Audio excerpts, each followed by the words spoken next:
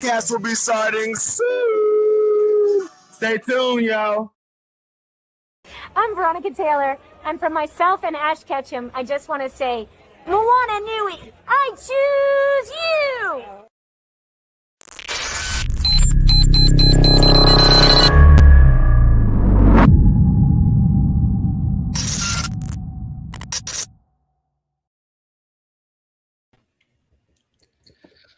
Good evening. Welcome to Moana Nui After Dark presents Geek Speaks on Sports. I am James, your host for the evening, joined again by Qiana and Joy. Ladies, how are you this evening?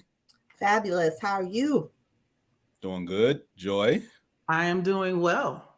All right. We're going to jump right into it because the NFL schedule was released today. We'll get to that later, because there's a whole lot of NFL I want to get into, especially something that was uttered within the last week or so. I do want to start briefly with an obligatory, since this sport is currently in season, just started. It's baseball season. Nah.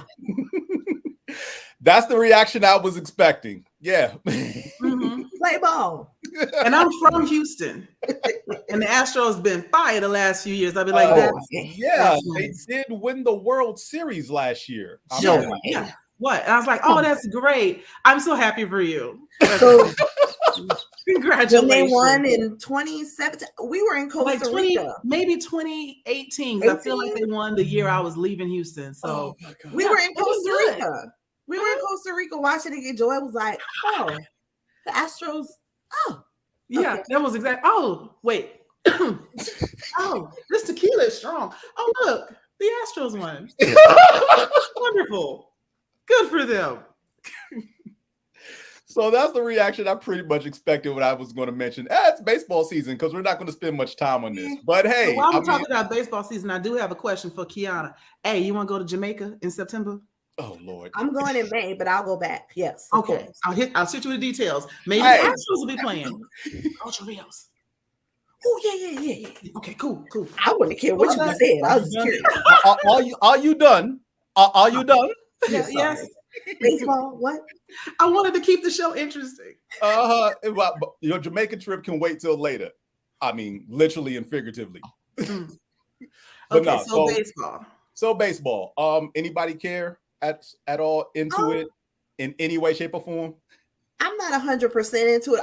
The baseball and hockey, I can only get into it if I'm there. Mm-hmm. Right. It's just more of like a crowd type of experience.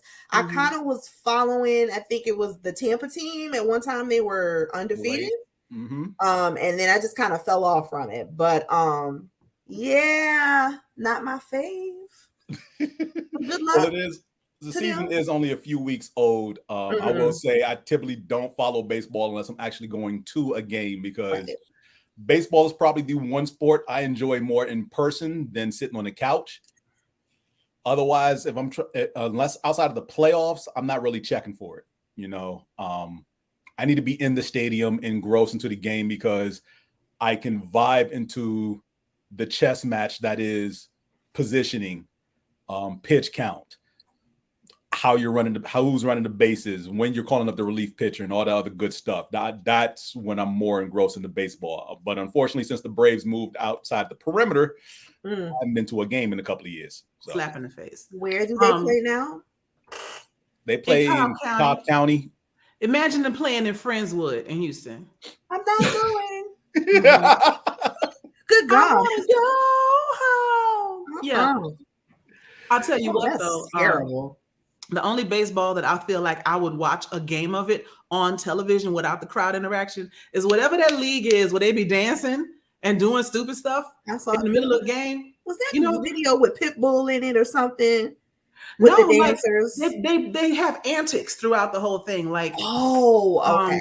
I saw one video, and the pitcher got joined by two more people from his team. Oh, that was a college like game. This choreography. You had to figure out which one of them was going to throw the ball. And then when they struck old dude out, the umpire was like, It was, I would watch that. Entertaining the entire time. Yes. The same way I feel about the XFL. I would watch that bullshit too. And I think that was either a college game or a minor league team. So it's definitely a minor league team. So yeah, I want to say they're in like Savannah or something. They're in Georgia. Yeah, in minor league teams, you got to go to obscure cities within the state to find them because they're not in any. Frisco, Texas. Right, they're not in any major city. Take out the girl. I was about to say the Rough Riders. The Rough Actually, that is the name of a minor league team. That's Frisco. Mm-hmm. They should if DMX Estate don't buy that damn team, turn it into something great. I tell you what I do find interesting, baseball related, is now Vegas is gonna get the Oakland A's. Oh snap! They're moving. Oh yeah. Oh. So when I went out there last year to Vegas, Uber drivers have the best information. It's just like, because Vegas is just sports now. Mm-hmm. And they were like, I think we're going to get the Oakland A's. And I'm like, y'all taking something else away from them people? Like, they're going to come after y'all for real. And I didn't take it seriously, but I did see something on LinkedIn, like they're building a brand new stadium. And that's really what it's about. It's the stadium. Mm-hmm. Oakland just wasn't on board or whatever may have happened. But I'm like, I took everything. Yeah, because the Warriors moved out. The Raiders kept moving back and forth between Oakland and LA for what seems like 40 years. That hurt them. I was like, wow, like these people are like really hurt. I get it, but I don't know. I don't get it because it's greedy billionaire owners who can build their own damn stadiums wanting the taxpayers to put the money. No, I mean the fans. You act like that's different from the rest of the billionaires in this country wanting taxpayers to foot the bill for their bullshit. Every day, all day. It's looking at you, Congress. It's the thing I hate about sports the most is billionaire owners who want to cry poor because they can't build a stadium. I only have $2 billion left. I can barely make ends meet. Yeah, miss me with that. I'm just gonna do some welfare fraud and get my daughter a volleyball stadium. Right. But I'm gonna be quiet. Right. Lock him up. The only one I think I like, and I'm not even sure because I need to research him, is Mark Cuban. Yeah, he's not. There's a black woman who is the CEO of the Mavs. That's cool. That's dope. Yeah, cool. That's and dope. Wasn't there a WNBA player that bought or the Atlanta Dream? Yeah. Here, the Dream. The Dream. A matter of fact, former player of the Dream. Yeah. Nice. All right. The Dream, yes. And since we're transitioning into basketball now, the NBA playoffs are officially underway. Mm-hmm. Did anybody pay attention to round one of the NBA playoffs and all the nonsense that took place? Because there was quite a bit. I mean, you couldn't help it. Right. I mean, like there's a jam going on. I mean, lower seeds in round one, just like off the sports side before we get into the antics, it had never happened before that the 5th, 6th, 7th, and 8th seeds won the first round playoff matchup. That means an 8 beat a 1, a 7 beat a 2, and a 6 beat a 3. I mean, for that to happen in 1 year, the NBA playoffs, okay.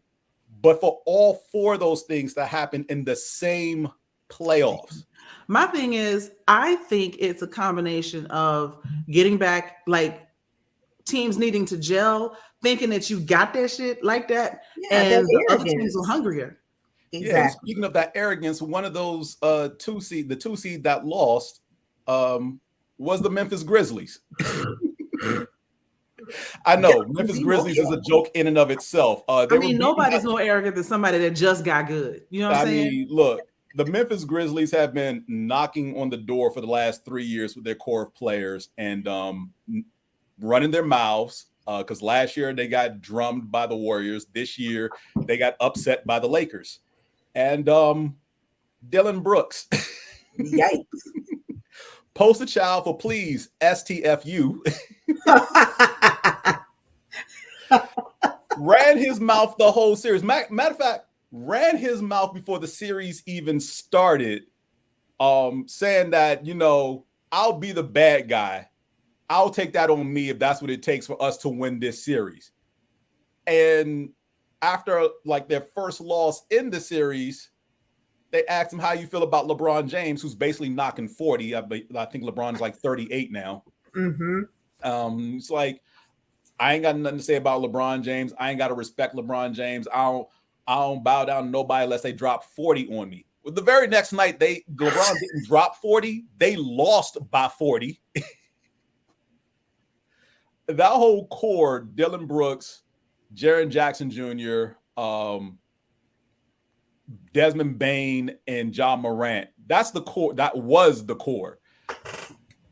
And they're all young, cocky, brash.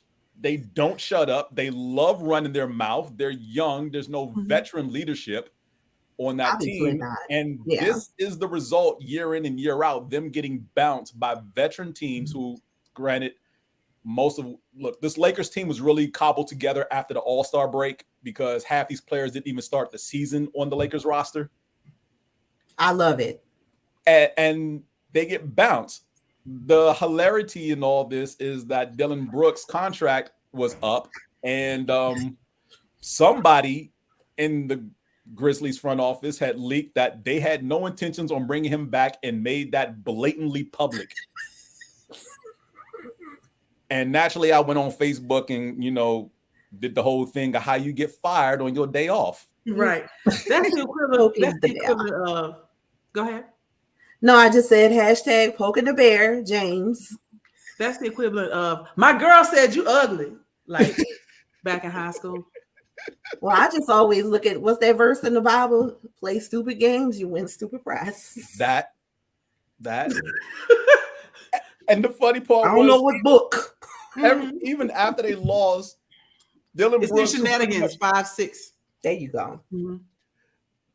Even before, now remember, before the series, he said, "I'll be the bad guy if that's what it takes for us to win." But after the series, he goes into this whole thing about the media made me the villain. Okay, are you trying to gaslight? Cocaine is not a drug. He sound like your boy Rick James. I'll be the bad guy if you want me to. Why you make me to be the bad guy?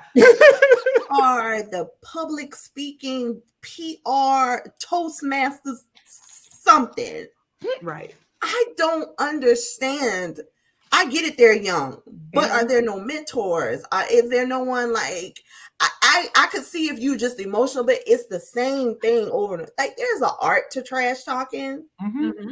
And you're not supposed to go overboard to make yourself look stupid. The last time I checked, you say just enough so that if shit goes awry, you'll still be okay. Not this generation. It's just 0 to 1,000. Generally speaking, a generation is raised by the 2-up generation. So like people think that boomers raised Gen X. They didn't. The silent generation, born in the 30s and 40s, raised the kids born in the 60s and 70s. 70s, right. People in the 50s and 60s, which would be late-in boomers, they raised the millennials. Okay. And Gen X is raising Gen Z, right? Our people, our friends, because I'm 50, I'm 49. I'm glad you said that. No kids. Right. Our friends, because we ain't not married overgrown fetus on y'all know what this means. Them kids.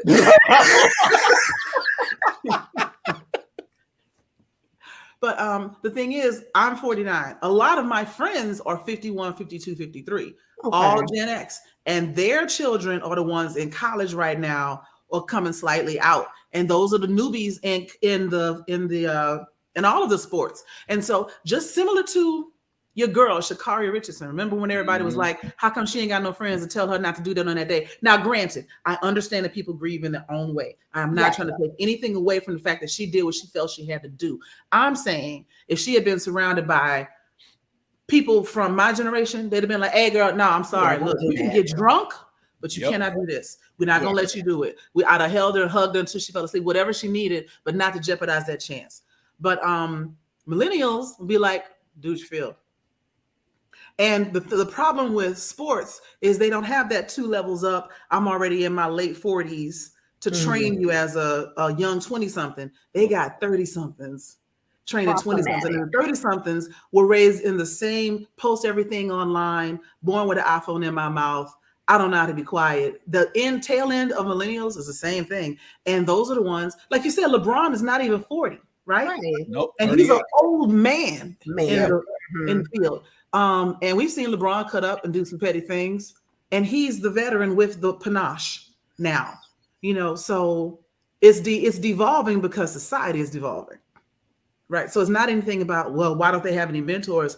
Their mentors are trash too. Ain't no hope for the youth. And they don't want to listen to, they spend so much time talking about how they're better than Michael Jordan and he can never compete today. They would never stoop to listen to they have no respect. None. No, yeah, they wouldn't listen to him talk about anything because they think they know better, like most children do. And that they invented everything. Like there's no acknowledgement. They did though. They did invent everything. Trash. I invented this new thing where I jump in the air and slam the ball from above. I'm gonna call it a dank. Ooh. I'm lying. Nobody did that, but they would. In that same vein, people been like, well, why don't we jump on someone like Draymond Green? Well, Draymond Green has never ducked the media from his trash talking. And most of his, if not all of his trash talking is based in fact and truth of the players he's trash talking. Draymond Green also has 4 championship rings, a Defensive Player of the Year award, amongst other accolades, all-star appearances, et cetera, et cetera, et cetera. So he's built up a reputation, granted, bad boy to some extent, undeserved, because he finds himself on the wrong end of we saw you, but we didn't see them situations. But when he trash talks, he doesn't duck the media for them losing. Like if he says, hey, we're going to go out and we're going to beat the brakes off this team and they end up losing, he'll face the media and be like, look, I played like trash. We played like trash. It didn't work out. I didn't do this. I didn't do that. Dylan Brooks, man, look, when the Grizzlies lost that last game, I think they lost the last game of the series by like 30 points. Half of that team, everybody not named Ja Morant quickly showered, changed, and left the locker room before the media got in there. The media came in and was like, hey, we want to talk to. They're gone. I'd have been sweaty getting on the bus. Traffic is bad. What is traffic? Jesus. I bet they went straight to the club. Oh my God. I don't know why. That just came to me. I can see that. Well, just take this L, but I'm gonna get this W in the club. Yep, because in the club, most of the girls in the club are not going to recognize which team you was playing for. They just know you 6'7" and you in a suit. True. I keep telling these young girls, you stupid, go after the refs. Anyway. I made good money. I'm sorry. I feel like that gift. I distracted. I'm sorry. I'm so sorry. Please explain go after the refs. Nah, I want to know more about this. They tend to be a little bit older around our age, maybe slightly younger. They set in their ways, They got longevity and they somebody all the time. Mm-hmm. Exactly. Oh, hey, I'll see you in 2 weeks. Perfect. That's just me. My love language is I need some time off. Yeah, my love language is distance. Yeah, distance home. Go over there. You make good money. My love language is sex in separate homes. Girl, what is that? You saw that clip from the what's his face? Bald-headed eyebrow dude, Family Feud host. Oh, Steve Harvey? Yes. Harvey. He had a woman on his talk show actually ask if that was so wrong. What did he say? Well, he basically tried to call her crazy. But he's trying to figure out, she was trying to understand why her dude didn't want to get married because she laid down, I want to live in separate houses when we get married. It depends on how she was trying to split up the finances. If he was paying for that's what it's about. Yeah. Then I wouldn't have married her neither. But if you doing you and I'm doing me, and then we love each other and get married and we continue to live in separate houses that I'm paying for my own, we just made a vow to each other, that's different. So it all laid out on the table, but I also wouldn't take advice from Steve Harvey. Yeah. Right. Let's also remember, while we're talking about separate beds, again, we act like we invented something. Didn't every show in the 60s have parents a married couple in separate beds? Yes. We thought that was just for modesty. Nope. Yeah. It was taboo to show a couple in bed together on but TV. I feel like for the longest time, I was like, how did Pebbles get here? They sleep in separate beds. I don't understand. Hey. Questions that need answers. Date the ref. Less injuries. And speaking of the refs, but Speaking of the refs, they've been catching a lot of heat so far in these playoffs for officiating. And not like in crucial situations. I remember a couple of years ago, it was the last 2 minutes of a game, calls across the board were just horrible. Now they've taken it a step further, and it's like, yeah, we're going to be trashed the entire game some nights. And we've seen that happen most recently, Golden State and the LA Lakers. I think a game this past weekend, they had the referees was basically crucified in the media for their poor performance from beginning to end, not just the end of the game, just the whole way through. And I get it.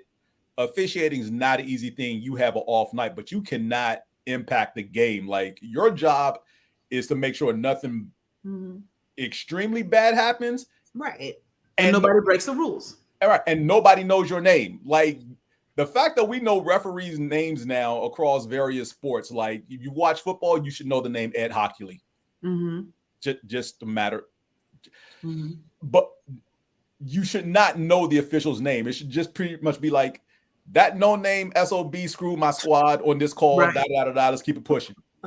You know, I'm fine with referees being consistent. If you consistently miss the same type of call, if you consistently go in the favor of the same team, we know what we're getting with you. And that's fine. We can make adjustments, or we just know, that ref gonna call for the Rockets or whatever it's about to be. However, if you have no consistency and you are good in the first 2 minutes of the first quarter, and then you let a bunch of shit slide for them, but you caught him, and then you messed over them and you caught them, there's no balance, and there's no ability to predict what you can get away with, which causes a little confusion with the players, which throws their game off. It brings down morale. They're like, I don't know what to do at this point. Because of that lack of consistency. And look, across every sport, teams pretty much know who the officials are before that game that day, because the refs get a schedule of which games they're going to be in charge of. Just like the teams get a schedule of the games that they're going to play on which dates. The referees know which dates and which locations they're going to. So there's a report out, typically, from all the major sports, knowing what refs call and how frequently they call it. This ref is most likely in like football, this ref's most likely to call holding. This ref is most likely to call pass interference on anything 25 yards downfield. Right. If the quarterback gets breathed on, this ref is probably going to throw a flag for roughing the passer. Right. This ref is in love with Brett Favre. I mean, like, you need to know those things. Why was I just thinking about that? Oh my gosh. We're not going to talk about him yet. Please don't. We don't talk about Bruno. But back to the NBA. That does play into the strategy you use, the people you start, but the attitude they walk on the floor with, and you walk out there with your preset A, and you discover that these ain't even the refs, and now you got to switch on the fly, throws you off. Or you start off with preset A, and the ref that you counted on to do something before is now like not doing that. All of that is chaos. And it doesn't, some people would argue, well, that makes it more natural, or that balances it, because now they don't know what they're going to do. They just have to play. No game is played like that. No. I'm not going to walk into a room as an amateur chess player and go up against a grandmaster talking about, well, what's the worst that can happen? I'm going to get my ass whooped. That's what happened. Exactly. Less than 10 right. The winning move is not to play right then. But every sport, people study. They watch, they go review tapes, and not just of the players, but of the refs too, to see where those trends are. That is how you gain your competitive advantage. All right. So last thing I want to talk about sports-wise, Draymond Green, who I mentioned earlier, the first round matchup, Warriors versus Kings. There was a scrum in one of the games. Players are going up for the rebound. Sabonis, a player for the Kings, falls to the ground. Yeah. Typically, when that happens, most players crowd up in the fetal position or somehow try to like roll out of the way of the frickers, because there are at least 4 pairs of feet around you, and they can land on you. Okay. Yeah, Sabonis doesn't do that. He doesn't curl up to protect himself. He doesn't try to roll out of the way. What he does, and this is blatantly clear on video, you can't miss it. He reaches out and grabs Draymond Green's foot and ankle.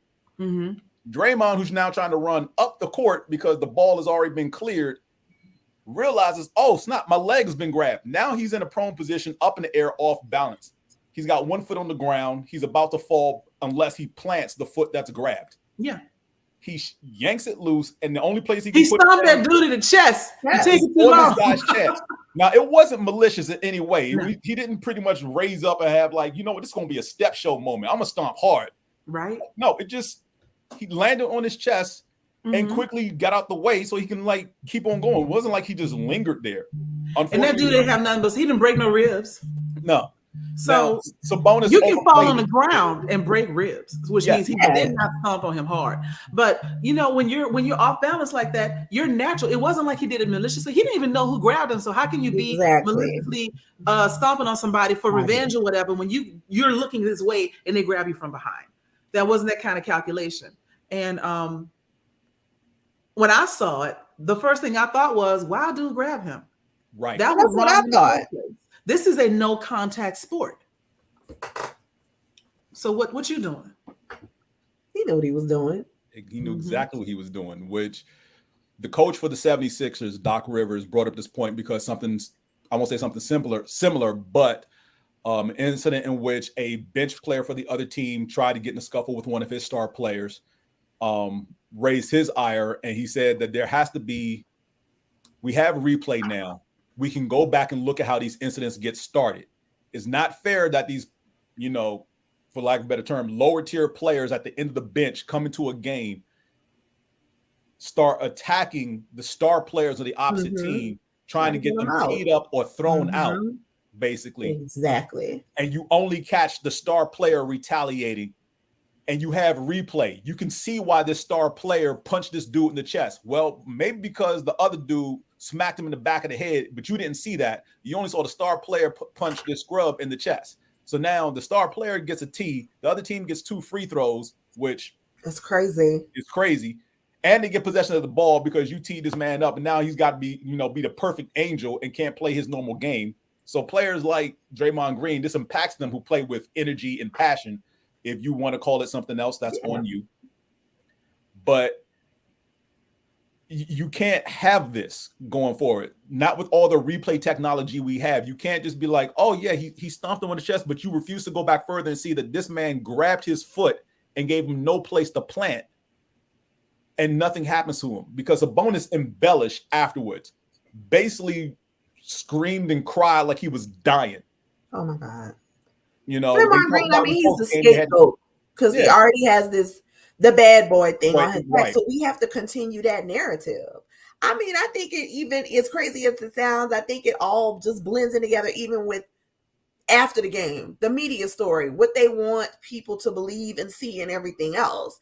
It really is just a bunch of BS. Can we just watch sports, please?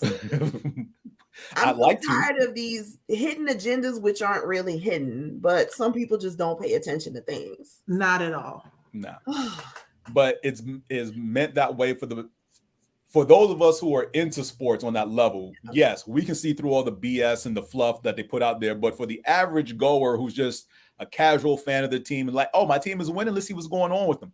Oh, wait, this guy did what? Oh, I don't like that. No, that's wrong. That's wrong. And you have no context of what happened because you're only getting the blurb to generate buzz for you to talk about because they know the average fan is not that deep into the ongoings of what's happening day in and day out with their favorite team. Not at all. All right. So that's all I got on NBA, unless y'all got something else. I was just wondering, James, like, who are you rooting for? Are you rooting for anybody? Because I have no dog in the fight. Anybody but LeBron James. Oh, okay.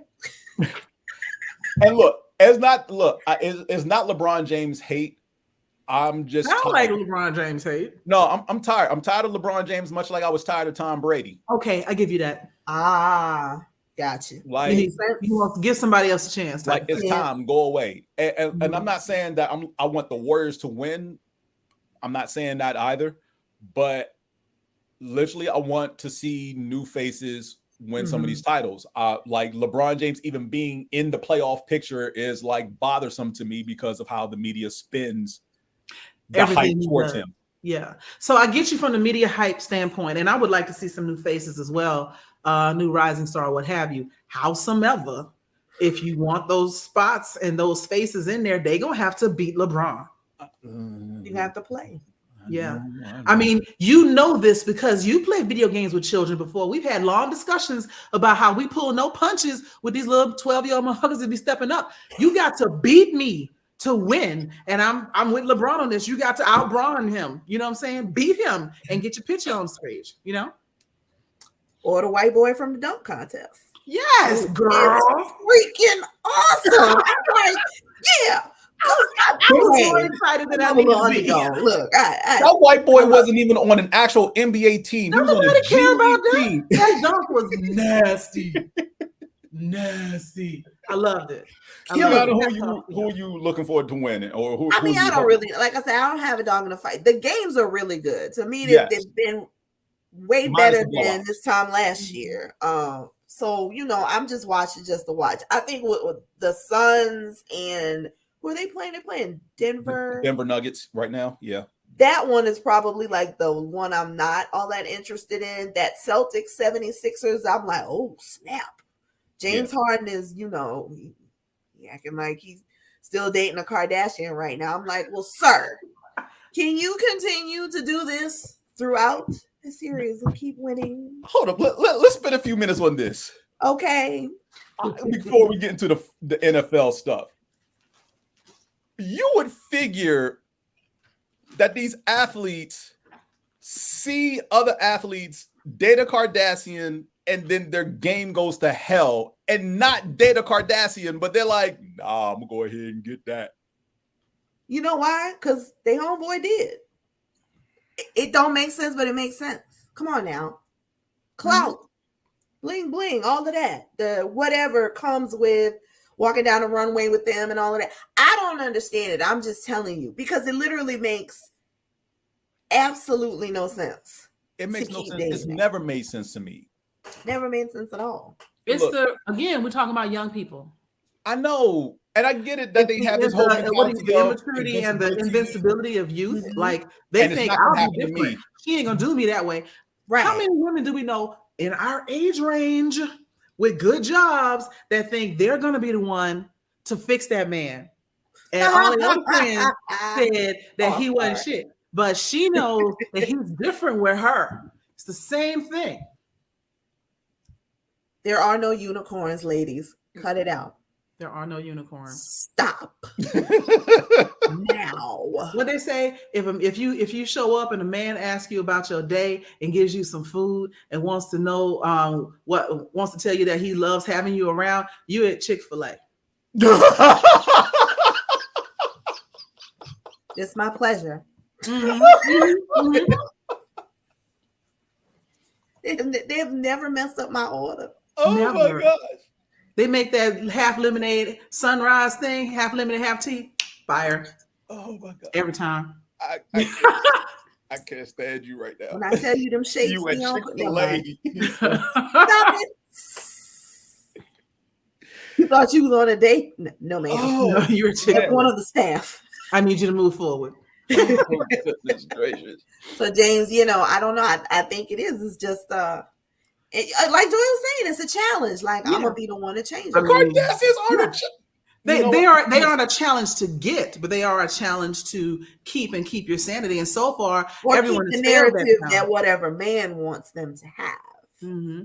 It's the same thing as dating the head cheerleader. She may have been ran through. And you know what? I'm saying something really, really ugly just for the sake of the show, because I don't believe that. And I have a lot of friends that are cheerleaders. But anyway, maybe she's the prom queen or whatever stereotype thing you want to say. Watch it. And everybody wants to date her, even if she's a trash individual. They want to date her because she already has status to either elevate theirs or add to their status. Them dating their high school sweetheart, don't nobody care about that. That's for Russell Wilson stuff. You know what? High school education should include "Can't Buy Me Love." Yes. The last was that Nick Cannon? No, not the Nick Cannon one. The Patrick Dempsey one. Oh. The 80s classic. The real one. Gotcha. Yes. The good one. Yeah, the real one. The real one. Status will fade. Jeez, it ain't. And it's easy. Like you said, young people. So yeah, you got to mature through some things. I didn't understand it when I was that age. So I mean, I still don't all I'm understand saying it is now. Angela Bassett is chilling. Yeah.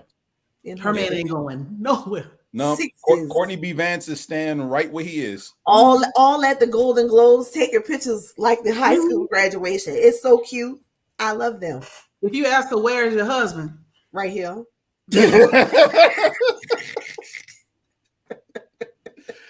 All right, so the NFL stuff. The schedule was released shortly before we went on air. We will get into that later. But Qiana, the draft. How you feel about it? How you feel that your Saints did? Anything catch your eye, irk you? Not really.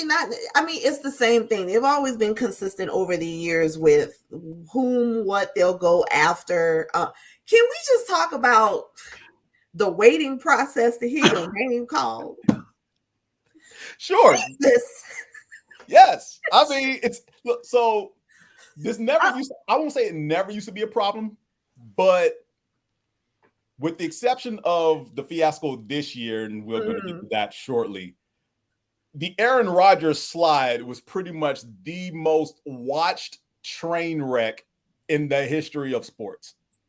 You know, really?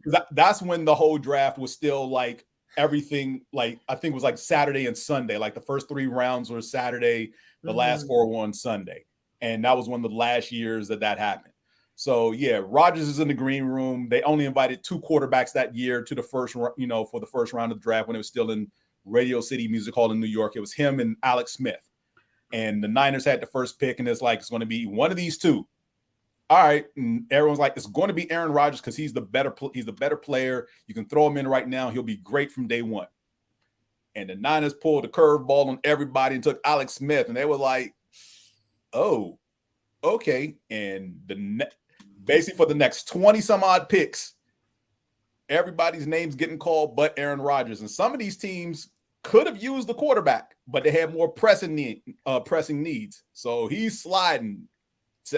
3rd pick, not Aaron Rodgers. 5th pick, not Aaron Rodgers. 10th pick, not Aaron. And they just keep showing him and showing him and showing him and showing him. And every 20 minutes, how are you feeling right now? You know, we're coming up on pick 19 and your name hasn't been called yet.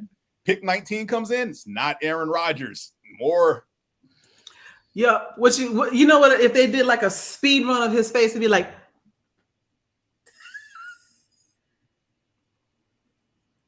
it's terrible. I mean, it was worse than that because he was basically just in the green room the whole time, like, I'm crying. Like, you know what I'm thinking of? That old TV show, that old commercial where they zoom in and the one tear going down the eye.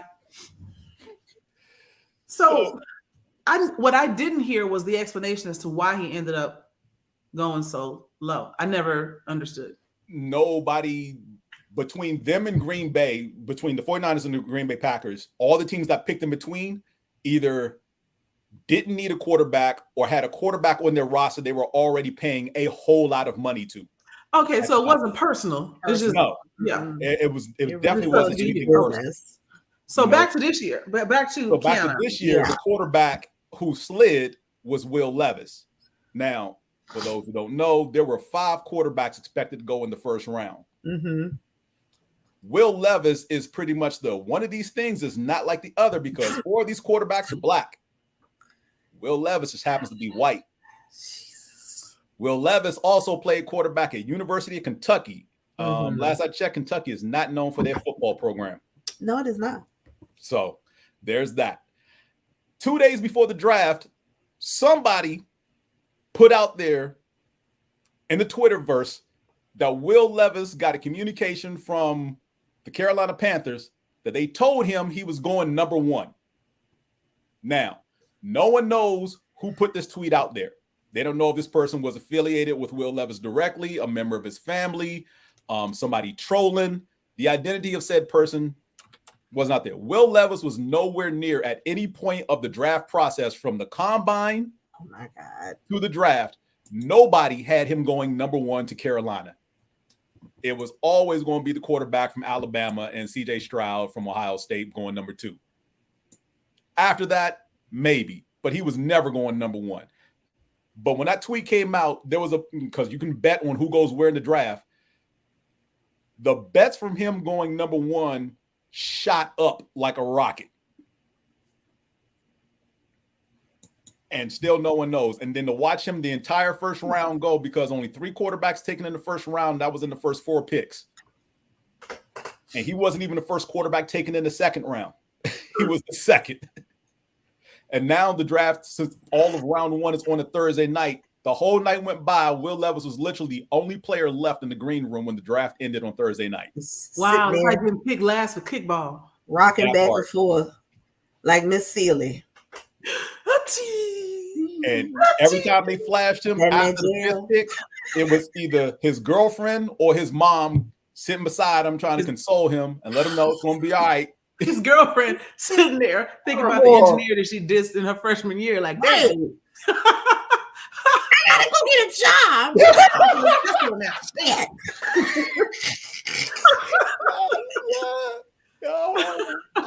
don't want to work. It's too hard. It is. But yeah, Will Levis did eventually get too much. It's just too much. I mean, like, I'm laughing and everything, but I can't imagine like waiting that long. Yeah, mental health. And when did it become this? Because it wasn't always this production. I feel like MTV maybe ruined the world, because it started with Real World Road Rules, and then they did My Sweet 16, and people got used to living their life on television. And then everybody had to have. Wasn't nobody doing Sweet 16s unless they were rich or something. Absolutely not. All you might have got was a pizza party at Chuck E. Cheese or something. Go to Six Flags. But now people spending thousands and thousands of dollars on these little stupid. Even the gender reveal, like all of this, I have to be extravagant. The proposal videos and all of that. People used to do all of that. Same goes for the draft. You know, it's a money grab. It's it has to be. Money. Yeah. Because remember, since Roger Goodell has taken over as commissioner, the NFL has gone from a sport that is pretty much active roughly 6 months out the year to being an all-year thing. Mm-hmm. And that's happened under his watch. The beginnings of it started towards the end of Tagliabue, but Goodell how long ago? That was in when? How long has he been there? Goodell's been commissioner of NFL now, I want to say at least 25 years. Okay. 25. I was thinking 20, yeah. Yeah, somewhere 20, 25 years, roughly, yes. Because Tagliabue stepped down in the 90s, the late 90s. And that's when Goodell took over. So, yeah, it's been close to 25 years. Yeah, it's too much of a show. I mean, I'm going to continue to watch, but Joy, you're absolutely right. I mean, it's this big production all the way down to the outfits. I could have swore one year Michael Strahan, he has a line of suits or something at JCPenney, and he dressed a bunch of people. And you know what I liked when we was in quarantine and it was showing it from the people's house. Yes. Well, they still do that.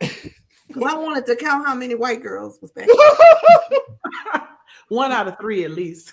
No. So Qiana, I'm glad you brought that up. So the quarantine draft. Mm-hmm. Forget everybody who was supposed to go in the first round. Let's just talk about the prospects that year, period. Because you saw a lot of black homes with, is that a white chick in the background? Oh, she must be the girlfriend. There was a lot of that during the quarantine draft. A lot. And in some instances, she may have been sitting right there beside him. And before she could turn to hug the player, mama came in, smushed her out the way, be like, I remember that. She was like, yeah. Like, not that's her mother-son moment. You just the girlfriend. There's no ring in your finger yet. Yeah, you're not even coming to the city with us. No. I'm in the Yeah. Had potato salad with them raisins in it for the last time. Ma'am. It was just funny to me. Outside of that, also, you felt like you just got to kind of learn a little bit more about the players. But another thing I don't like in the overproduction of all of that is these backstories. Yeah, I get it. You had a hard life, but it is getting to be, is that the only identifier that you want us to know? Because people, both networks that broadcast the draft, NFL Network, ESPN, are hell-bent on, for any black player who has a middle-class upbringing, it's just, we're going to stick with the sports about him. We don't care about his background. Mm-hmm. Any they black always player, want his mother was strung out on crack the entire time that he was trying to get his scholarship. His father beat him senselessly until he died from gun violence. It's always something really freaking tragic. Was raised by his grandmother, and she raised by his single grandmother who had her foot cut off for diabetes. Like, just something tragic and messed up every single time. And if there's not a story like that, they cover other people. But if there's a black kid with a very tragic story, they cover it because it continues to feed into the stereotype that all black kids are single parent home, broken English, got a scholarship to school, etc. Like, I don't remember them doing backstory on your boy, the one that used to play with Marshawn, with the braid, with the dreads. And he was a smart ass, and he was really smart. And he was Richard Sherman. Sherman, yeah. They didn't do a big backstory on him because he was too fucking fabulous. Nope, not at all. And look, with the backgrounds of these players coming out now over the last couple of years, these networks are struggling to find those players with those stereotypical backgrounds that they have to exploit because they can't find them anymore. More and more of these black athletes coming out in these drafts are from two-parent homes or middle-class households. And in about 5 years, you're going to see more and more of those athletes coming out, like Marcus Scribner from Blackish, like, talking about their love of Harry Potter. Like, you're going to start getting more and more. You got a couple of those players in the league right now. You watch a Sunday night or Monday night game where they do the player introductions and they actually say their name, position, and what school they went to. Some of the players don't mention that. There's a player for the Giants who mentions, he actually calls himself Swag Kaze from the Hidden Village Leaf Tribe because he is heavily into Naruto. I've seen him. I have seen him. And he does it every single time. I forget the dude's name, but he plays for the New York Giants. Every time that they're on a primetime game and they do the player introductions, he doesn't say his name. He doesn't say his school. He got a recorded thing. Isn't that the same video that's over and over again? I think they redo it for every game just in case there's a player change in the lineups, depending on how many times. But they're not really. No, I beg to differ. I feel like they record new their ones own every season. Snippet. Oh, every season, yes. Every season they do new ones, yes. Okay, I'm gonna say every game is stupid. That's a waste of money. Okay, but yeah, every season. Every season they do new ones. So yeah, but he did that. I think the Giants had like 2 or 3 primetime games last year, and yeah, that was his intro for all 3 games. So yeah, they're all that. More and more of these players are pretty much, I'm not going to say low-key closeted nerds, but they're into the culture of anime and video games. Or whatnot. Oh yeah. Well, they grew up with video games. I mean, because we got video games in our formative years.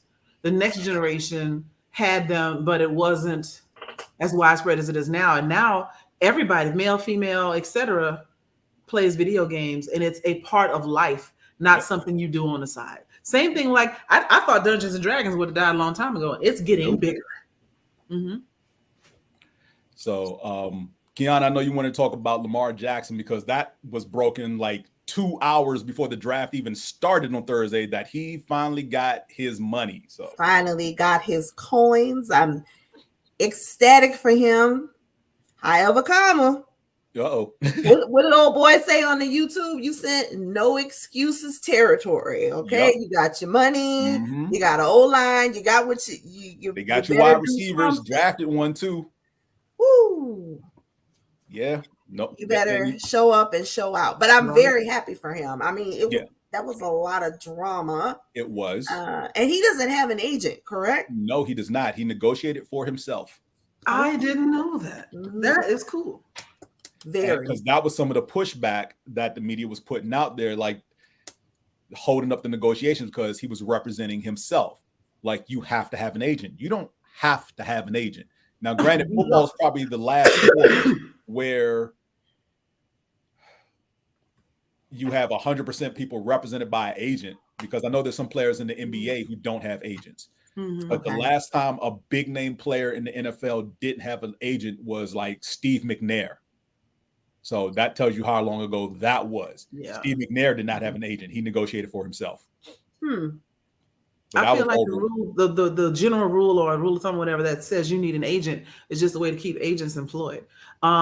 I think they need a CPA more than they need an agent. They need an investment broker and financial planner more than they need an agent. Well, if they're smart, they have a team of people, and the CPA is right. One That's of what I those would say. The one-stop shop model, where you can throw in a sports psychologist in there as well. Every team supposedly has a therapist. They do. On That's staff. something recent, though, right? That hasn't always. That is recent. Oh, okay. That is recent. Okay. I'm not going to say that it's been around since the beginning of time. No. Oh, no. But as far as recent, I would probably say the last 10 years or so, teams have employed a therapist or sports psychologist on staff to talk to players, because mental health has been something, especially in the NFL, has been acknowledging more openly, because before 5 years ago, it was pretty much no one cares how you feel. Suck it up, get back on that field, get that block, catch that ball, run the rock, throw that touchdown, take care, hit that dude, get that sack, get that pick, like we don't care, worry about your feelings when the game is over with, and then come back in tomorrow so we can practice and then push it all aside again.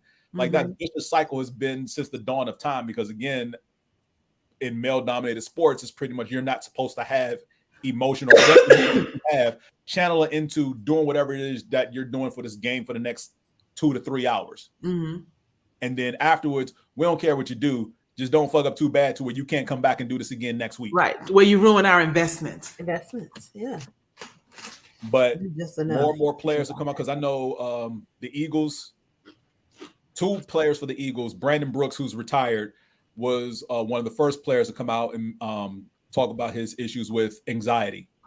Current lineman Lane Johnson talked to someone for his depression.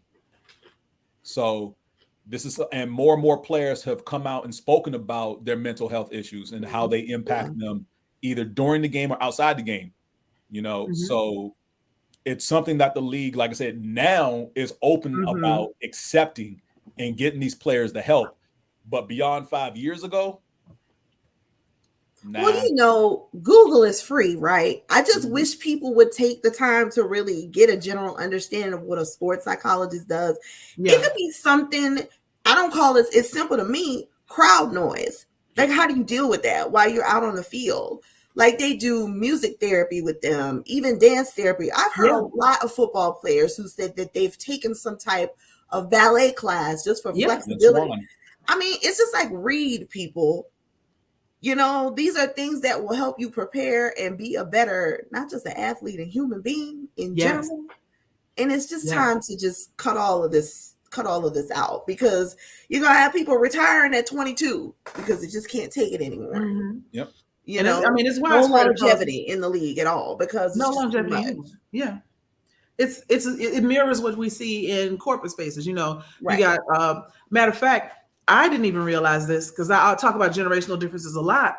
The Gen Z, which is probably 22, 25 right now. Okay. They have been doing active shooter drills their entire elementary to 12 life. That's not natural. And if you think, and we're the only country that does that, we're the only country that has either a mass shooting or a school shooting like every day. And it's different from, people in like World War I, World War II say, oh, World War II, we had to do bomb drills and get under our desks and duck and cover. Yes, you did, for about 4 years. I'm talking 1st through 12th grade, doing that all the time. And there's no big enemy flying planes over that is coming. It could be the dude that didn't show up for school yesterday is coming back to shoot you today. That is a constant hypervigilance and fear. And none of them are exempt from it, especially the ones that are coming out of the draft right now. And the ones that have been there for a bit. But the more we learn about like mental health, et cetera, the more we realize everybody's jacked up. Everybody needs a therapist, to say everybody the same way everybody needs a dentist, right? Like, go get your brain cleaned every 6 months or whatever. And to assume that someone can, because football is not just something fun you get to play for a lot of money. That's a high stress job. every game could be your last game. You've got to make sure you know everything that's going on the field at all times. You got people, half the field is throwing stuff, booing at you, and the other half wants you to be their child's hero at all times. You can't spit on the sidewalk without somebody trying to sue you for public indecency. Like, it's a lot of shit going on. You got to worry about social media. Yeah, and again, that's something that the Emmitt Smiths of the world didn't have to worry about. Nope. At all. Not at all. I always think about that, how like Michael Jordan and Larry Bird, like people like that, how they would have dealt with social media, because they had a lot of vices. I mean, think about how bad Michael Jordan, how mad he was about that crying Michael Jordan meme that still goes around. Now imagine him having to deal with that for every year of his athletic career. Yeah. We talked about him bad enough when he went to play baseball. He would have never got the end of that on Twitter. At all. So this brings me to the point, since we talked about those two things. Right time with Bomani Jones. He had a conversation with Dominique Foxworth after the first night of the draft. And they talked about 3 of the first 4 picks being black quarterbacks. They talked about the 2 highest paid quarterbacks who just got paid, Lamar Jackson, we just mentioned, and Jalen Hurts of my Eagles, currently the highest paid players in the league. And tongue in cheek, but I think there's some credence there. They believe that there's going to be some type of rule change coming, because now, as they phrased it, Dominic Foxworth has said, and I'm paraphrasing here, is like, who's the best player in the league? Patrick Mahomes. Who were 3 of the first 4 quarterbacks taken in the draft were black. Who are the 2 highest paid players in the league right now? Lamar Jackson, Jalen Hurts. Watch it. The league's going to do something. There may be a rule change coming, because now you have, remember, the quarterback, for just the layman fan who just likes their team and doesn't care about the day-to-day minutia. They just cheer their team on, win, lose, draw, regardless, and that's all they do, right? They don't care about the players and anything like that. But if you're a fan of a team, you know who the quarterback is. That's the one thing the NFL has done the last 30 some odd years, to make sure no matter who your favorite team is, you know who your team's quarterback is. And now the face of your team is an African-American male. And the league viewership pretty much is something like, I think they said something like 65, 70% white. But the league itself is 65, 70% black as far as the players. Of course. So they're not saying the league is racist, but you're catering to a fan base who has preconceived notions and biases and may not wholeheartedly be on board with a black man playing quarterback for this squad. I mean, for some of these teams, they're having a black quarterback for the first time ever. Yeah. So I agree that something is probably going to change. I don't think it's going to be a demographic rule. I think it's going to be a salary rule. I think they're going to decide, that, it's not like going to be like, oh, we got to have affirmative action. We got to have at least 30% white quarterbacks. Ain't nobody going for that. And this idea that we're not going to pay that darky all that money to be our quarterback. One team can't do that on their own. Even one region can't do it on their own, because the best quarterbacks will go to their competition. So they're going to have to cap salaries across the league so that none of these little darkies get paid the money that Brett Favre was making. They're already making more than what Brett Favre was making, but well, it's too many of y'all in the main house now. We need y'all to get back out in the field. Exactly. You know what I'm saying? No more bread for none of y'all. Need y'all back outside. And give me them shoes back.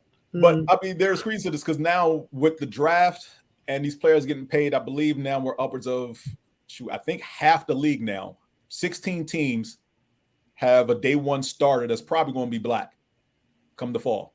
16 to 32. Oh my. Right.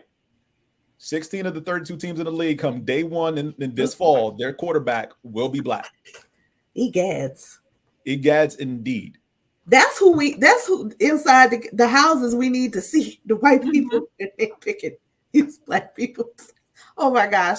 I know they're so upset. I want to be inside a double wide in North Georgia when they pick all these black quarterbacks. That sounds like an episode of Homicide Investigation. Don't do that. It's an episode of NCIS. Mm-hmm. Oh my God. On the first 48. A snap. So naturally, right-wing media caught word of this conversation without context and basically just lost their crap thinking that Bomani and Dominique were calling the fan base of the NFL racist, which they weren't. But like you said, something solid. There's some rule coming. Yeah. I don't see it that way. Remember the kneeling and the taking a knee and all of that. Mm-hmm. They are. They might hide behind a misunderstanding that is not what he was saying. He wasn't disrespecting the soldiers or the flag or whatever. And they all knew that, but they didn't want to know that because they wanted to continue to be mad that this little half darky is out here starting a revolution. They didn't appreciate all of that. Yeah, and it was for very racist reasons. Just disgusted and upset when he came out with that afro. Girl, that was it. Good with the afro though. Well, I mean, he's still sporting the afro. But the white people was very upset. I was like, "Oh, you okay?" Because they could pretend. I don't know what just happened to him, but they could pretend he wasn't black. That's until he got that afro. Then it's like, oh, that did it. He's so the end. Rubbed him the wrong way very quickly. Mm-hmm. And like you said, with the generation of player we have coming up now, since Tom Brady retired, I think the oldest quarterback in the league this fall will be Aaron Rodgers. Right. That's what we are now. Aaron Rodgers is now the oldest quarterback in the league. Wait, how old is he now? Aaron Rodgers, I believe, is 36. Yeah, that's pretty old. 35, 36, yeah. Football years, yeah. And you think about, just like I said, the day one starters for half these teams will be black. That follows the demographics of the United States. By 2030,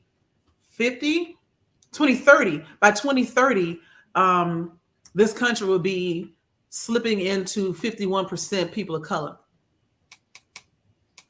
Because a lot of that silent generation and the boomers is going to be up out of here. Wow. And starting with Gen X, we get blacker and blacker and more blacker. Because it follows when, with the Loving case in the Supreme Court, when interracial marriage was approved in the late 60s. So yeah, now somebody who was born in the 70s, let's just say 73, is now 60 years old, right? Or 50 years old. Mm-hmm. Yeah. Mm-hmm. So, yep. All right. Lastly, the schedule. What about it? Came out today. It's dumb.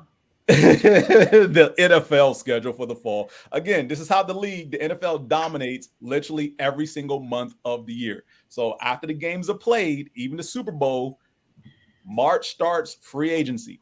You worry about who's getting signed.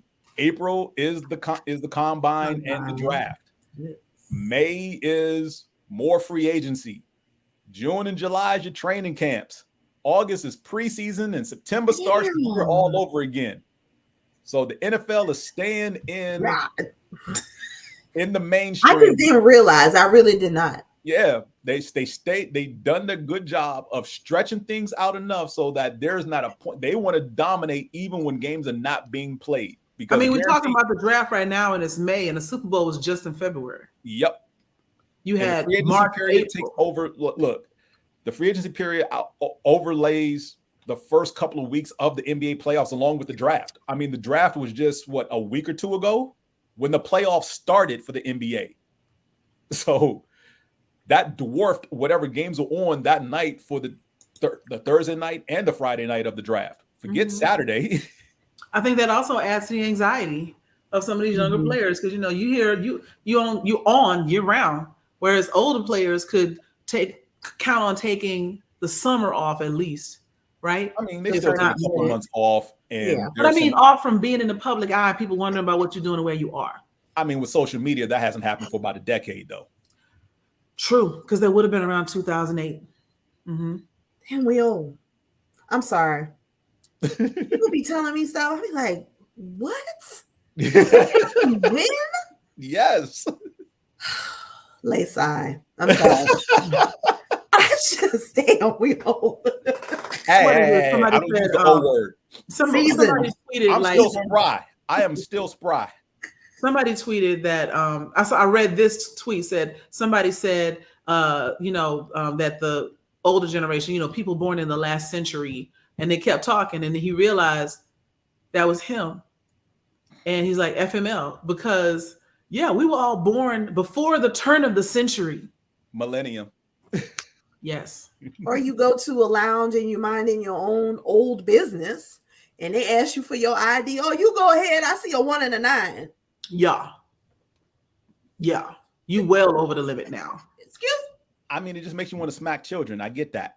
I mean, if they're old enough to talk noise, they're old enough to get smacked in the throat. The audacity. The unmitigated gall. Egads. I got one. Drat.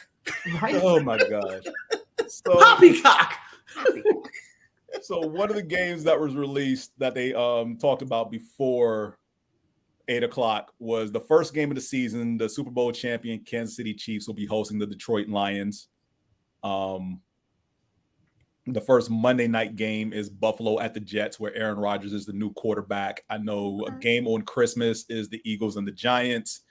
They mentioned some of the London games in which Jacksonville is going to play 2 London games. I like those games. I believe the Chiefs are playing a game in Frankfurt, Germany against the Dolphins. So there are a lot of interesting, and again, the schedule isn't so much of who you're playing. It's more so a when are you playing them, because if if you're a hardcore fan and you know how the schedule pans out year in and year out, you know who you're playing years in advance. You just don't know when. So, and there's a Friday night game day after Thanksgiving for the first time this year. Interesting. Yeah. Black Friday game, as they call it. So Friday. not only are we having 3 games on Thanksgiving, we're having a game on Friday as well. And the international games are just German and London, or is still going to Mexico, or no? There is going to be a Mexico game, yes. Okay. I don't remember who. We should go to the Mexico game. I had fun in one of those London games. It's very interesting. Like, they root for the player. They don't really root for the team. No, you're right. Because they play soccer. So like, why do you have on a Drew Brees jersey and an Aaron Rodgers hat? I'm so confused. What's going on? Because so the fans over there, because of the difference in time zones for whatever team they truly do support, when 2 teams go over there, they'll wear whatever. So yeah, they'll be wearing Bengal pants, Ravens jersey, Steelers hat. Yeah. 3 teams in the same division. They don't care. They're just like, hey, a football game is here in London. Let's go watch it. And none of those teams are playing on the field, but you'll see all 32 teams paraphernalia in the stands and only 2 of those teams on the field. I had a great time. If nothing else, the best people watching Q&A sessions I ever had in my life. Because Joy knows I'm a nosy. I'm like, what the when they started asking me about why y'all voted for Trump for the I said, let me stop you there. Right. I don't have nothing to do with that. They did that to me when I went to Iceland. They were like, oh, did you vote for Trump? And then they started laughing immediately. So I knew they was being sarcastic because I was like, my face immediately shut down. I was like, yeah, I'm from the States. Did you vote? Internalize it. Is there what is the plan in regards to these international games? Is it to have like an international team, or grow the audience, grow the viewership? Now that things aren't restricted to the United States and you can get viewership via subscription all over the world, they're trying to get that ratings boost. That brings more money. And don't they have an international football league? There are some countries that have their own football leagues. Yes. There used to be the World League of American Football, which was basically basically akin to XFL, USFL, played in the off season of the NFL. The owners tanked it after 10 years because they didn't feel like, they didn't want to invest money in it anymore. So it was 10, 12 team league that was played in Europe, across all the countries. So basically 10, 12 countries in Europe had a team. So there was a team for the UK. There was a team for France, Spain, Germany, but some big name players came out. Kurt Warner, Super Bowl champion Kurt Warner, quarterback for the Rams and the Cardinals, actually started getting playing time in NFL Europe. There you go. Out of here. Yeah. I had no idea. Because he started out as a backup to Brett Favre in Green Bay. And he is like the Kevin Bacon of the NFL. Yeah. I mean, you play that long, you're going to have all those connections. Yeah. So, yes, Kurt Warner, he didn't make the Green Bay Packers roster. NFL Europe came a-calling. He got his shot. He played over there. His team won the championship. He came back.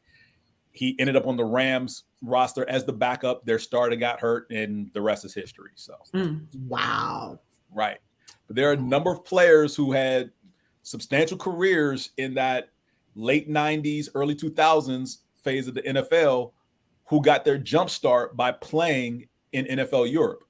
And I thought that's what I remembered. And the main thing for NFL Europe was a lot of those players who were on the bottom half of the roster. So like your 4th, 5th, and 6th cornerbacks, your 3rd string quarterback, your 5th string running back, you send them overseas so they can get actual NFL, it's like the AAA league for football, But it's for those players who you want on your roster, but you can't get them actual playing time during the season. All right, go play in NFL Europe. You do well, you'll make the roster the upcoming year because maybe the guy ahead of you we can't afford to keep because they make too much money, and for salary cap reasons we got to let them go. Or that's what's about to happen without quarterbacks. Or that guy's the guy ahead of you is getting old, and we need you to have some actual tape and playing time. That dude may retire, or we could actually push him out because he's older, type thing. So that's how some of those players from the late 90s, early 2000s got their start was because of that. And like I said, after 10 years, the owners pretty much didn't want to put money into it because they claimed they were losing money, which is BS. I could see them losing money on a international football league like that, because it's not that the football players wouldn't be good, the games are good, et cetera, et cetera. The rest of the world has other sports that they use to supplement. Soccer. I mean, they don't do soccer, rugby, cricket, rugby. Yeah. They got a lot of other stuff they be doing. Hell, even tennis. I mean, yeah. So soccer fans, good. Soccer fans, wow. Everybody else watch soccer fans are rabid. Y'all watch Ted Lasso? I do not watch Ted Lasso. I'm familiar with the premise, but I haven't watched it. I am familiar that I should be watching Ted Lasso because everyone tells me how great that show is. So that's why I didn't want to watch it. I fell in love with it. Damn it. That's you too. Oh my gosh. Qiana, you get into Bridgerton and Queen Charlotte. That's fire. Oh, girl, I finished that in 2 days. Nice. I got one left. Oh, get the Kleenex. I'm sorry. What did you say, James? Any games on the schedule that you're looking forward to is either for your team or just in general? I mean, I want to see Kansas City and the Eagles. I really do. I always like the Super Bowl matchup. So that I'm looking forward to that. I don't know about Aaron Rodgers. But that one, because I'm not looking forward to that game. We have a bad history against Kansas City. I'm always down for a good Saints-Falcons game, Oh, of course. Of course. I don't know. I don't think Dallas is not playing the Saints this season. I told them people, don't you ever in your life come down to New Orleans again and do no makeshift second line. You will get shot. Oh, because those are fighting things to do. That was so stupid. It was hideous. And they didn't do it right. It looked like they basically was having a parade of some sorts. That's what they look like. And on Bourbon Street, second. That's what happens when you don't research the region. You just watch. You have somebody who knew somebody who told you one day what they did in Mardi Gras in the 70s. That's the last time they heard anything about it. And it was terrible. It's a terrible attempt. Like, I got no problem when people want to pay homage or homage, however you want to say it. I got no problem when people want to show their appreciation by imitation. But if you're going to do that, to really appreciate it, you have to know more about it than what you've seen on, TV. A TV show, maybe. They didn't even watch Treme at that, because that would have told them something different too. I'm just saying, if you get hit in the head with a beignet, it's not my fault. Right.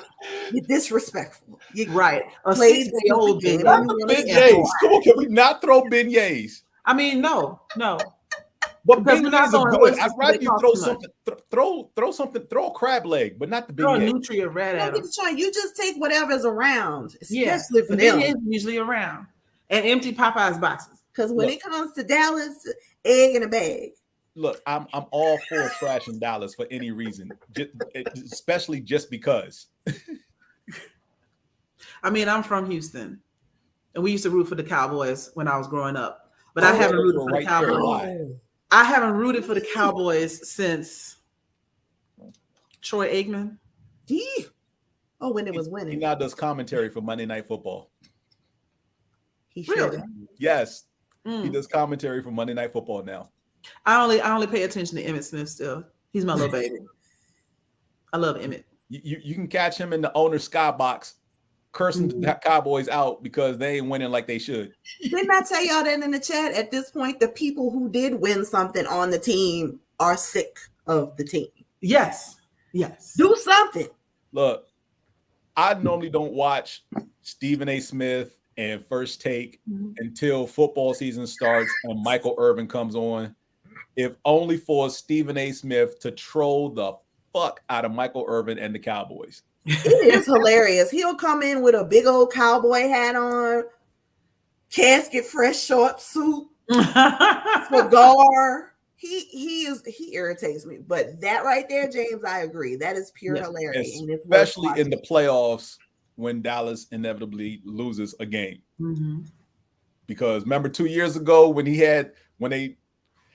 Dak ran out the clock, literally ran, and it couldn't spike the ball in time, and the fans started throwing stuff at the refs. The next day on First Take, Stephen A. had all the fans screenshots of them being sad, crying, pissed off, disgusted. Your man damn near fell out the seat twice, laughing his ass off. Look at the sister. Look at my favorite. She really pissed. That black lady is my favorite though. Stephen Smith was like, black men know that look. She looking at you like you ain't. You ain't gonna never be. Your daddy ain't. Don't call me later. But that is inevitably like the most fun thing. Hey, Greer. Hey, what's up, Greer? Girl, all the way from Dallas. Oh, we good. So we can continue trashing the Cowboys. So yeah. I don't like them people. Look, the football show I used to do, we have a Slack channel going in which there's like 12 of us that chat up every so often. And I had to post a meme of some guy just like furiously eating popcorn because my division is the only one that has all four teams represented by somebody in this group. So there is a Washington, Dallas, and Giants fan in there as well as myself. And the Giants and Cowboy fan love to go back and forth, trash each other's team, because the Giants fan likes talking about how good the team is going to be in the fall. And the Cowboys fans like, yeah, that's nice until the Cowboys whoop them by 20. And I'm just like, oh, where's my popcorn? This is good. Keep talking. Oh, you said how good they're going to be in the fall. I just, maybe the future. Because y'all. Which year? Which year? Fall 2029. Just win. In April, not default. April. Look, this past year they won a playoff game. They did pretty good. You know, they did pretty granted, good. it was a Bucks team that had no choice but to win that sorry ass division. Sorry, I know y'all are in it, but they're terrible. That whole division is trash. But the whole division was trash last year. How does that happen? Aren't they all in the same draft? Huh? How does that happen? How is the whole division trash? That happens a lot with the NFC South, the AFC South. Not that they're like that anymore. And then the NFC East has experienced that as well. Yeah, we've experienced it once. Yeah. So who going to the playoffs? Oh, right. One of these trash ass teams. 6 and 10. 6 and 10, 8 and 9. What was it? 6, 9 and 1 year. The Panthers won a division. Like.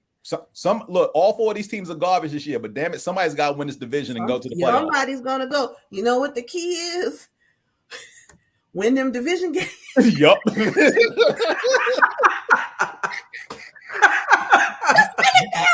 games. You may get stomped outside of your division, but if you can win them 6 games in your division, you got a leg up on everybody. That is sad. But hey, it is what it is. It is what it is. And what it is sad. Look, sometimes you get them fluke things. Like, what was it? The one year the Seahawks won the West with a 7-9 record and beat the Saints. Were they 7-9 or were they 5 and something? The Seahawks was 7-9 because that was Beastquake year. Okay. Yeah, and that was the year after y'all won the Super Bowl. And y'all went into, I know, painful, I'm sorry, but y'all went to Seattle and Beastquake happened and it was felt on the Richter scale after Marshawn scored that touchdown. I hate losing, but I can. Well, that's Joy Baby Daddy. Yeah. I love him. That is. Yeah, I mean, you see my title, right? We running all through the streets of Oakland trying to find his little shop. We did. She came Girl, with me. That little extra medium T-shirt. You know how long so tight. I washed that thing one time. Marshawn, you know I love you, but bruh, I donated mine when I realized that I wasn't never gonna be able to get my arm back in it, so I just gave it away. It went from saying beast mode to just B. It's saying East Mo. No, it said B. Like B everybody's shirt.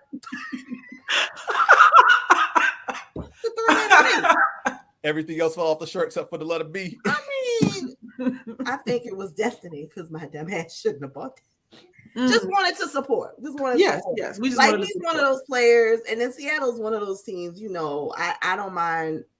I don't mind watching them. But I was just gonna say this. I just want to see what the dynamic with Russell Wilson and Sean Payton is gonna be. Ooh, because am I missing something? Is Russell Wilson like problematic in the locker room? Because that was this big discussion about them.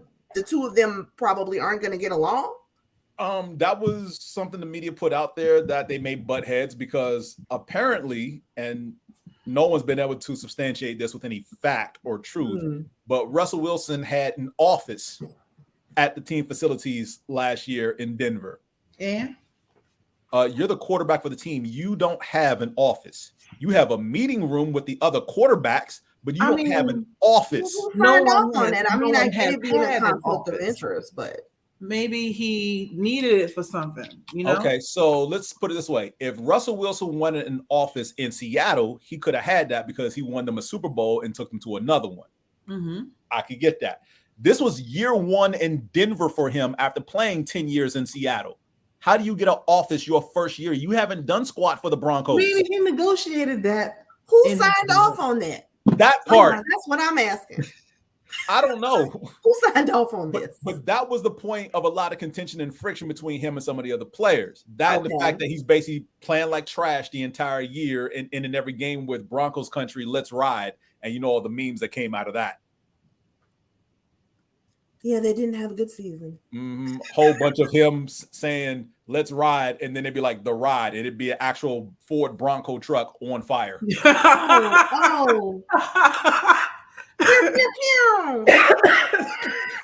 That's terrible. I thought there was also some kind of conflict with him and Pete Carroll, who I don't fool with at all. I think he's trash. You know what? He threw Reggie Bush under the bus when they took Reggie's Heisman from him, and that was absolutely trash. Yeah, and he bolted out of town quickly to not be a part of that.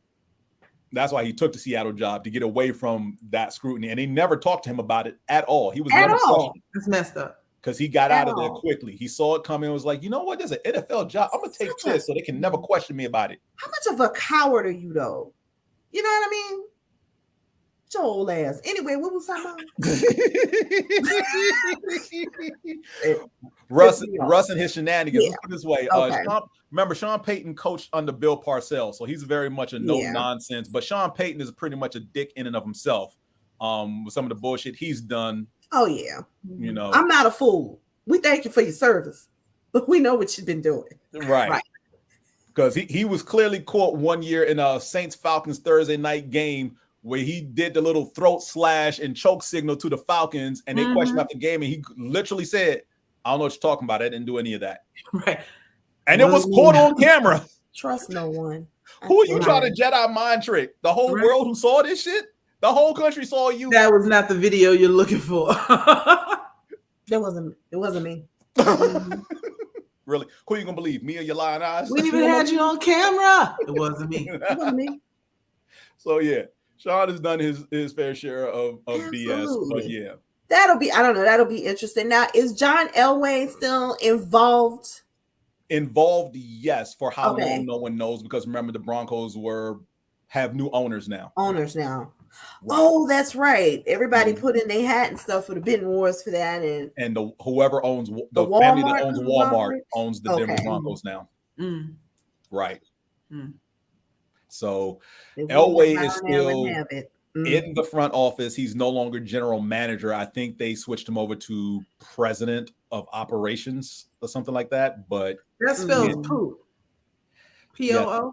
Yes, president of operations. Yes, I understand that. Just pointing that out. I love it. But yes, he's still there. So yes, the season upcoming should be interesting. September can't get here fast enough. I need NFL games. I need my team back on the field to rebound from that disastrous Super Bowl. I'm with you. I cannot wait for September because Jamaica. You know what?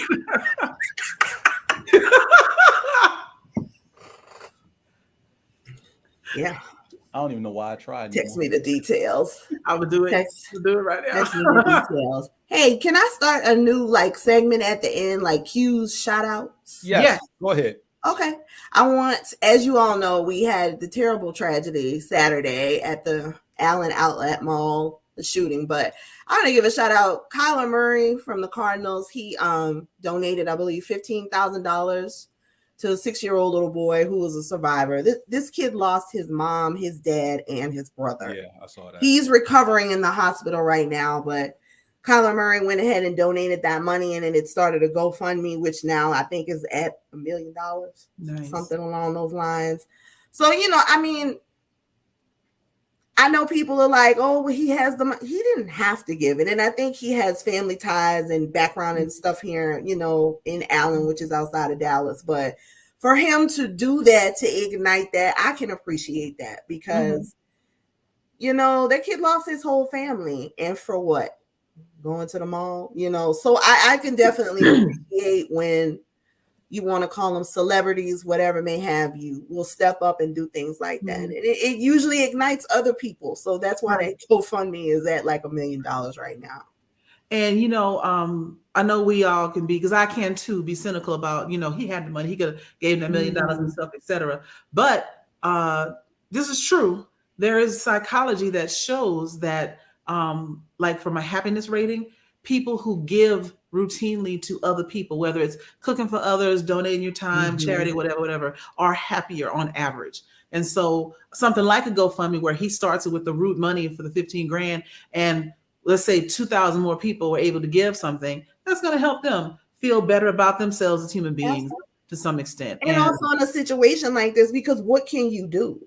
Right. And so many people probably did want to give something, but they can't all go start their own foundation to donate to this kid. And you don't want to scare the little boy in the hospital and try to throw $30 through the window. So yeah, that GoFundMe is showing how much everybody cared instead of just one person. Exactly. So kudos to Kyler for that. I can appreciate that. And I feel like it came from the heart and it was genuine. Yeah, nothing but the best intent. Indeed. Good shout out, Qiana.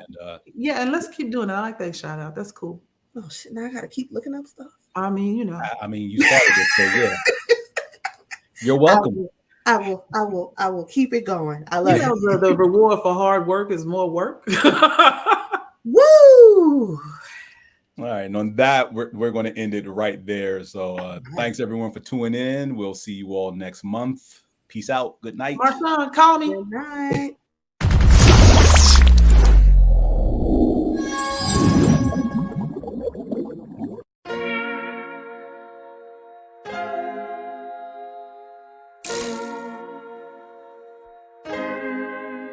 So many stories left to tell, even if we have to ourselves. Can't keep history on the shelf. If we won't tell it, we will. If this the land of the free, it was a freedom then, when they annexed Hawaii and called it Cedar Lands, without any type of payment and no signing off. Called themselves the Republic in 1894.